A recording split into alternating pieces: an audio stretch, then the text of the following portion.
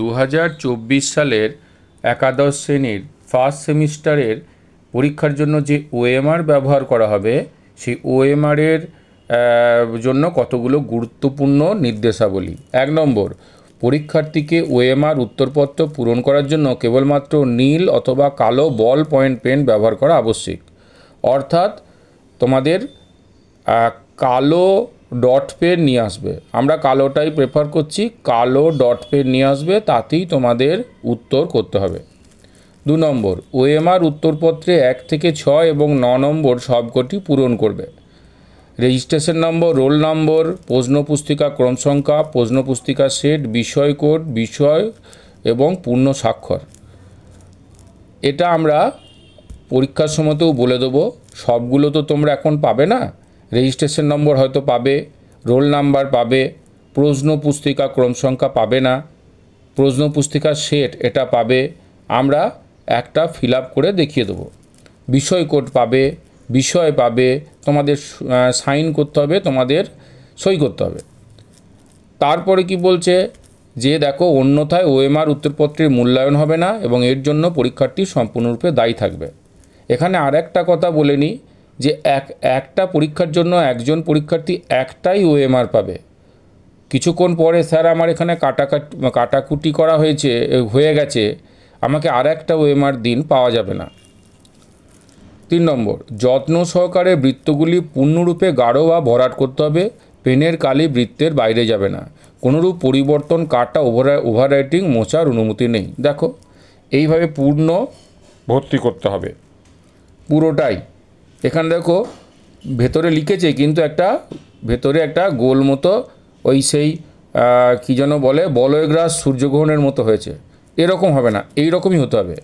এরকম ক্রস করে উত্তর লেখা যাবে না, টিক দিয়ে উত্তর লেখা যাবে না, একাধিক গোলে একাধিক সার্কেলে দাগ দেওয়া, ফিল আপ করা কিছুই যাবে না।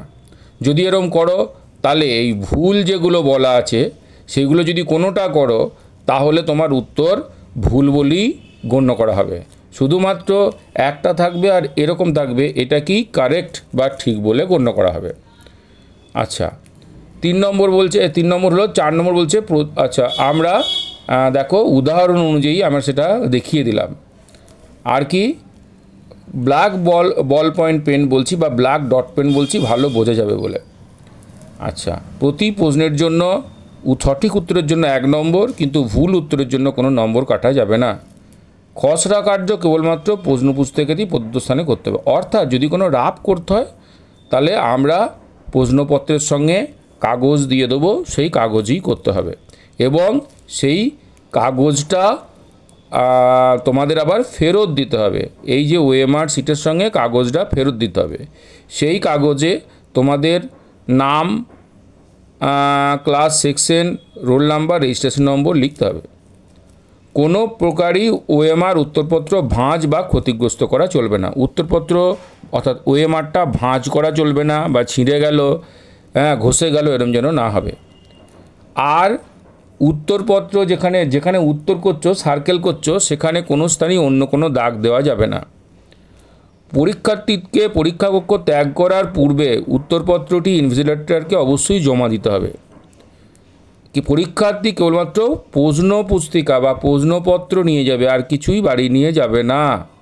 উত্তরপত্র যদি জমা না দাও তাহলে সেটা স্টুডেন্টসদের দায়।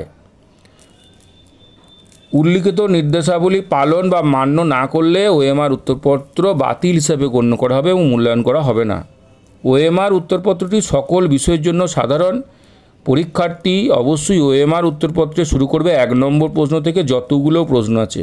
অর্থাৎ বাংলায় যেমন 40টা প্রশ্ন থাকবে, 40 নম্বরের পরীক্ষা, তাহলে 1 থেকে 40টাই সেখানে দেখবে তোমার অ্যান্সার দেওয়ার জায়গা আছে। কিন্তু ধরো ভূগোলে 35টা প্রশ্ন থাকবে, তাহলে ভূগোলে 1 থেকে 35-এর মধ্যেই উত্তরটা দেবে। 36 থেকে 40 নম্বর এই জায়গাটা বাদ থাকবে। 36 থেকে 40 নম্বর যে সমস্ত সাবজেক্টে 35টা প্রশ্ন আছে, 1 থেকে 35-এর মধ্যে কোশ্চেন নাম্বার অনুযায়ী সেইখানেতে উত্তরটা লিখতে হবে।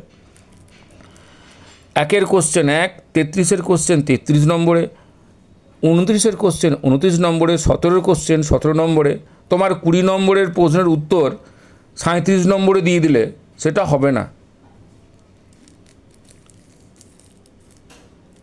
পরীক্ষার্থী অবশ্যই ওএমআর উত্তর পর্বে বক্স নম্বর 9-এ তার নির্বাচিত বিষয়ের পুরো নাম লিখবে। দেখো 9 নম্বরে আমি আবার দেখাবো, সাবজেক্টটা পুরো লিখবে, যেখানে কোড লেখার কথা লিখবে 9 নম্বরে পুরো লিখবে।